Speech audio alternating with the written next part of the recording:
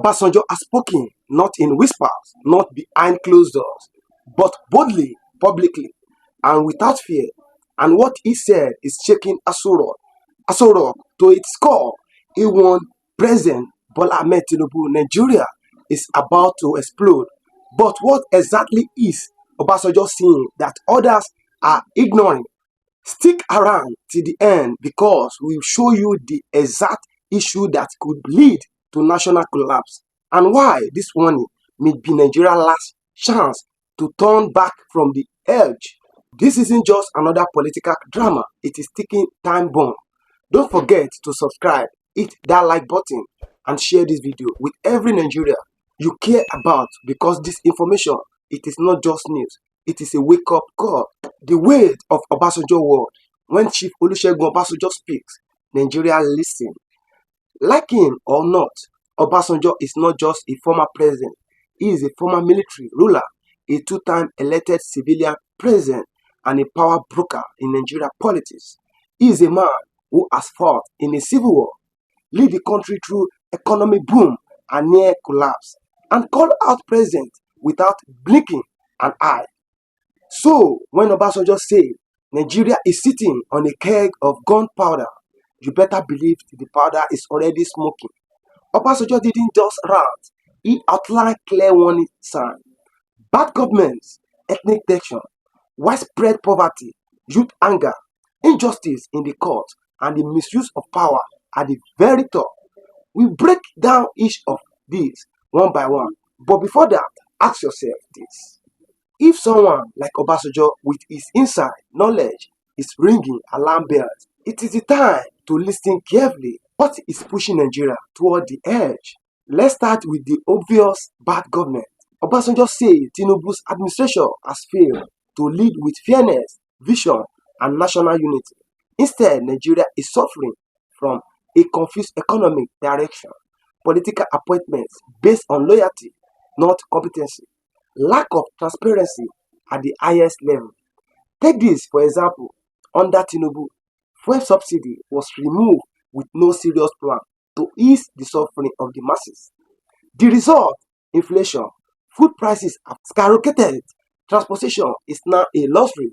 Obasanjo asked, how can a government punish its own people with hardship and expect peace? Fact, the National Bureau of Statistics reported over 40% rise in food prices since the subsidy removal. Obasanjo verdict, Tinubu is governing with arrogance, not sympathy, and a angry population is a national security threat. If you think Nigeria deserves better, tap enough is enough in the comment section. The judiciary injustice bred anger. When the courts become political tools, democracy dies. That's Obasanjo's position, and many Nigerians agree. From the 2023 presidential election tribunal to governors being removed overnight without clear explanation, the judiciary under Tinubu's Nigeria is facing serious trust issues. Nigerians are beginning to believe that justice is for sale, that the man with the biggest political connections always wins. Obasanjo won. If the people cannot find justice in court, they will look for it in the street. Fact, a recent Afrobarometer survey shows only 27% of Nigerians have confidence in the court. That is the lowest in West Africa. When the courts are no longer seen as neutral, violence becomes justice. That is what happened in Sudan. That is what happened in Libya. Could Nigeria be the next? Ethnic and religious division, a time bomb. We are not more divided than ever. We are more suspicious than ever. Obasanjo pointed out that under Tinubu, ethnic and religious tension has worsened, and it's not hard to see why. The Muslim ticket in the presidency, the allegedly marginalization of Christians in key positions, the rising use of ethnic profiling in appointments, promotions, and security.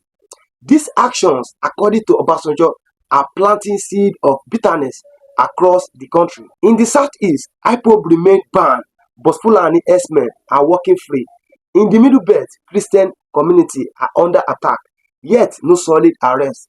In the north, terrorists are being rehabilitated while victims get nothing. Obasanjo asked, are we running a country or fueling a civil war. Fact, Nigeria recorded over 5,000 ethnic and religious violence deaths between 2023 and 2025 alone, according to the Amnesty International. This is no longer just politics. This is a national security emergency. Frustration, the anger is growing. Look around you. Look at the Nigerian young people. They are not lazy. They are angry. Graduates with no job, startup with no power supply. Youth with dreams shattered by police bullets. Obasanjo warned Tinubu, you cannot rule a country while crushing the dreams of its future. The NSAS protest was just a trailer.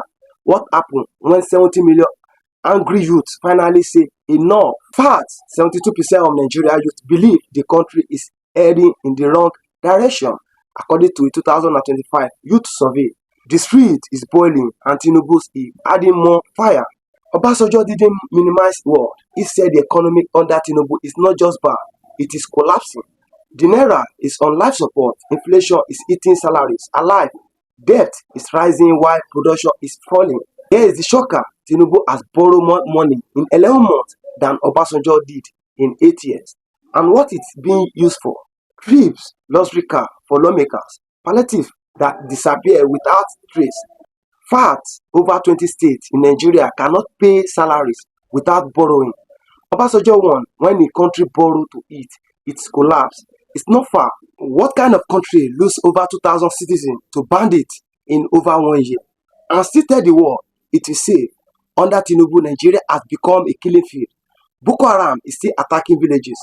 Bandits are collecting taxes in Samvara. Government are taking over highways in the southeast.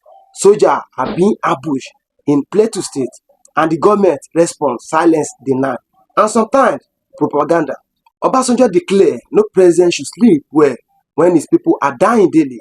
Fact, over 15,000 Nigerians have been kidnapped or killed in the last 2 years. Let's be honest, Obasanjo is not perfect. He has his own political baggage. But in this case, his warning is backed by facts. Nigeria is like a house leaking from every corner. Political distrust, economic suffering, judicial compromise, ethnic tension, youth frustration, and total insecurity. All it takes is one more trigger, and the country could explode into chaos. So when Obasanjo say Nigeria is about to explode, he's not being dramatic. He's being desperate because the signs are already there. Obasanjo didn't just warn, he gave solutions. National dialogue, not just a light meeting, but grassroots involvement, judicial reform, independent, courageous, and transparent court youth engagement, jobs, education, and real inclusion security overall.